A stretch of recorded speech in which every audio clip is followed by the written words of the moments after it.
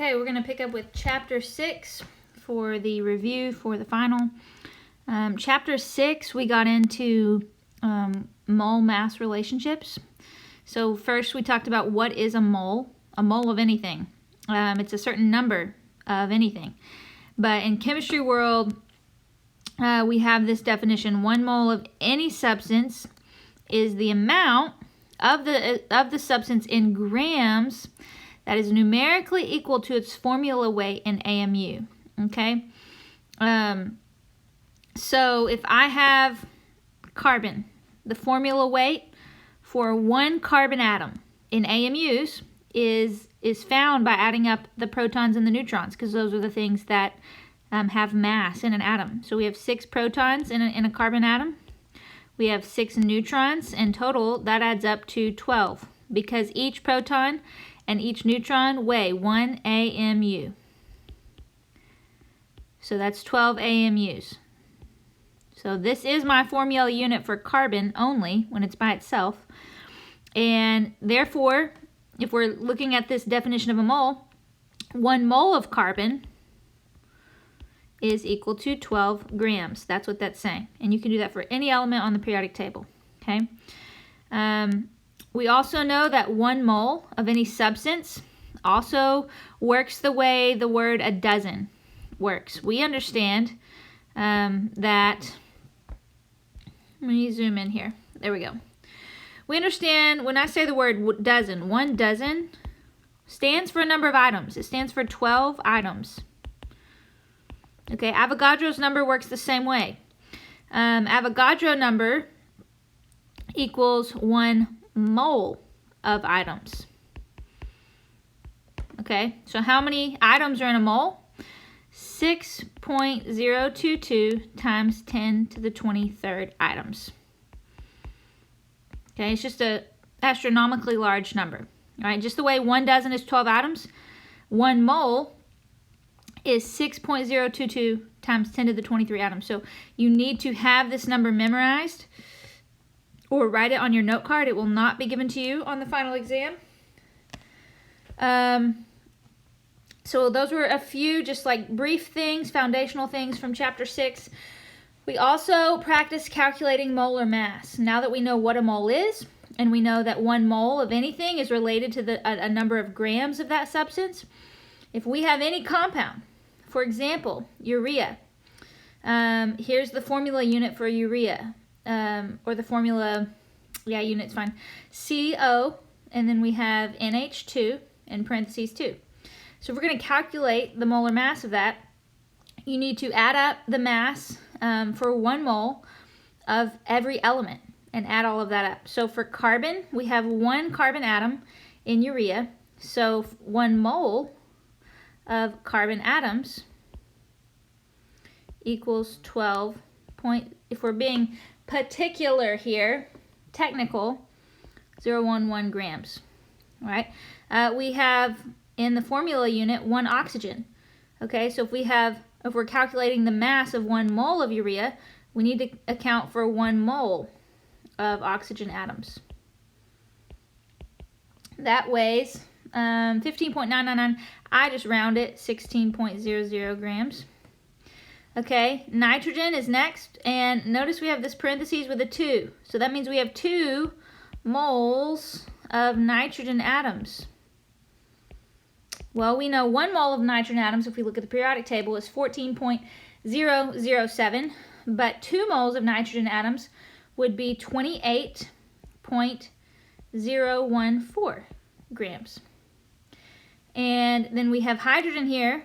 We have 2 hydrogens in the parentheses, but then we've got to multiply that by 2 to account for, because of that subscript outside the parentheses. So total, we have 4 moles of hydrogen atoms. We know 1 mole of hydrogen atoms, if we look at the periodic table, weighs 1.008 grams, but 4 moles would be 4 times that, so you would get 4.032 grams. Okay. All right, so to get the mass of 1 mole of this entire substance, we've accounted for how many moles of all the different kind of atoms we have. So we add this up. We take the sum. And I'm not that good at math in my head, or that quick. I wish I was. 12.011 plus 16.00 plus 28.014 plus 4.032. I got 60.057 grams of urea equals 1 mole of urea. I don't know how to spell either.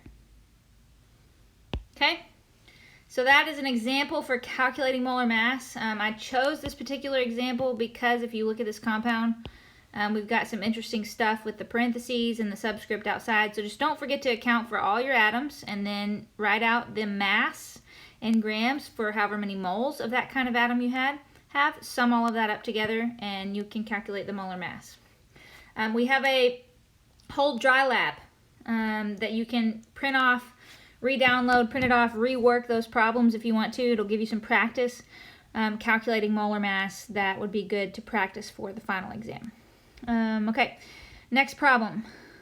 We also practice using molar mass as a conversion factor or conversion unit between grams and moles. We know molar mass always relates grams and moles, so we can convert between these two units with any molar mass. So a really good example problem from the textbook that you should work is 6.38, but we'll go ahead and work it right here because I have it printed for us.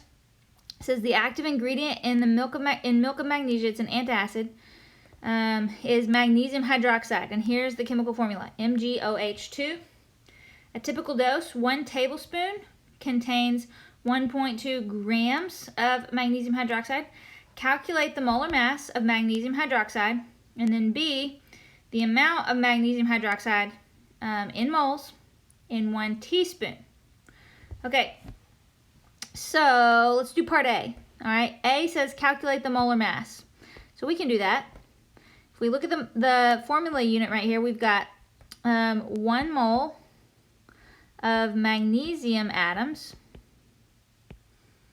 and that is equal to 24 point, I'm just looking at the periodic table, pulling the mass off that, 305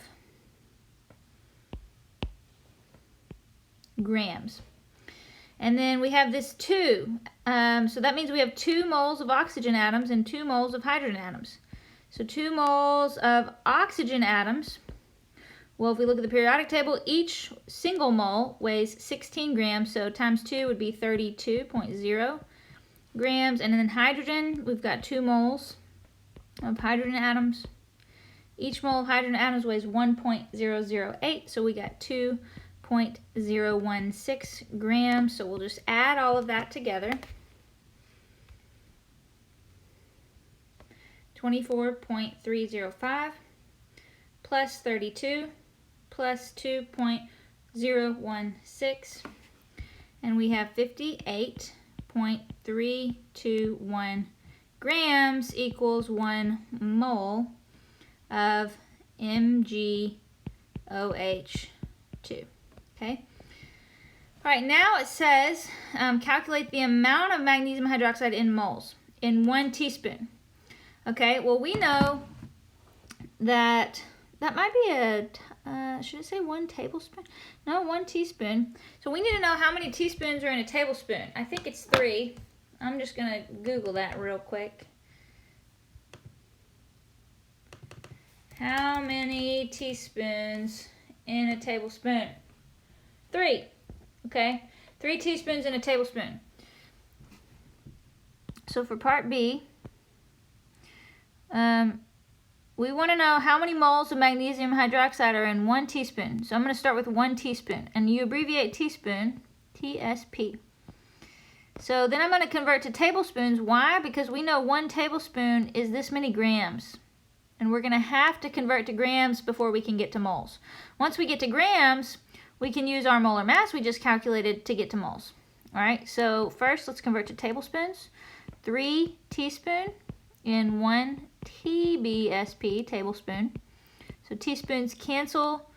Then we have this relationship here in the problem. 1 TBSP is 1.2 grams of, label it, magnesium hydroxide. Please do this when you're working complex conversion problems. Write what compound you're talking about. And then we have the last relation will convert to moles. 58.321 grams equals 1 mole. So we'll write grams on bottom, so grams cancel. 58.321 grams of MgOH2 equals 1 mole of MgOH2.